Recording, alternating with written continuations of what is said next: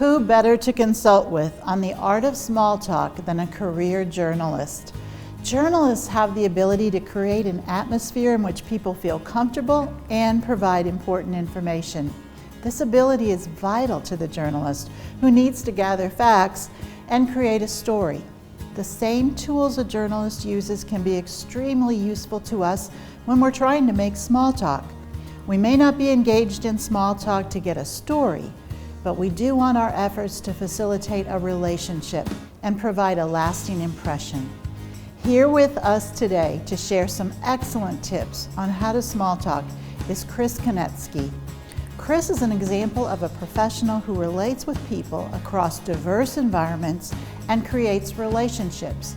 Chris is the publisher of the Des Moines Business Record, a locally owned business-to-business media organization that publishes a weekly magazine as well as a variety of digital products featuring local business news. Starting his career with the Business Record, he went on to become an assistant editor in Florida for ESPN. Chris returned to Des Moines in May 2011 to take on the role as editor for the Business Record and was promoted to publisher in January 2017. Chris currently serves on the advisory board for the Iowa State University Greenlee School of Journalism and the publication board for the Iowa State Daily. Let's hear what Chris has to share with us.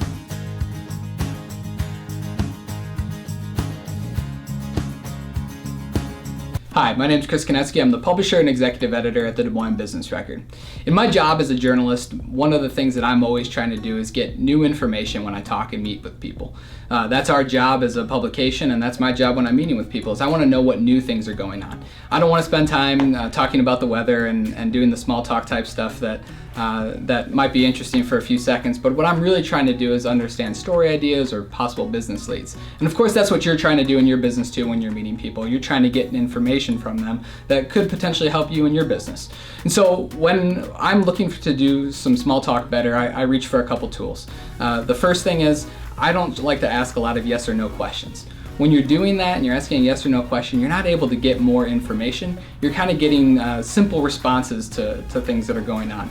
Did you, for example, maybe you know that somebody started a new business line or maybe a new product line, and so you'll ask, I understand you started a new product line, I bet that was pretty tough to get going, huh? And what you've really done is you've asked what's called a closed query. A closed query is one of the 7 deadly sins of interviewing. That comes from an FBI investigator who did some training for me back when I was in college. And closed queries are the one thing you want to try to avoid, and that's when you're asking yes or no questions. A closed query is good for an absolute response when you're trying to find out a yes or a no, but what you really want to be doing is asking open queries. So in that same situation, one of the things you could have done is said, I understand you started a new product line, how is that going for you? That type of a question is an open question because it puts them in the position to have to respond to truly how things are going with that situation. And that's what I'm always trying to do. So the tool I reach for oftentimes is when I'm meeting somebody for the first time, they'll say I'm in marketing. I'll go, how's that going for you? It's a very simple tool. It's a very easy thing to ask. It's not about the weather, but it's going to put you in a position to get new information. And that's ultimately the goal of what you're trying to do. So one thing that I would recommend is when you're out talking to people, try to think about ways to ask open questions. Open questions usually start with why and how.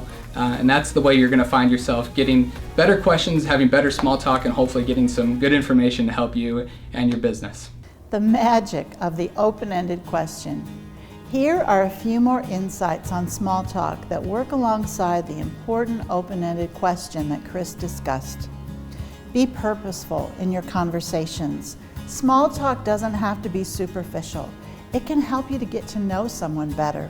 It can help you make a new professional connection. And it can lead to better, deeper conversations down the road. Pay attention. While asking the open-ended questions, be sure to maintain eye contact, listen carefully, and provide thoughtful responses. This can deepen a conversation because the person you're speaking with is more likely to view you as open and trustworthy. Disclose something. Say back something that connects you to what they shared with you. A good conversation is reciprocal, and it leads to a lasting impression.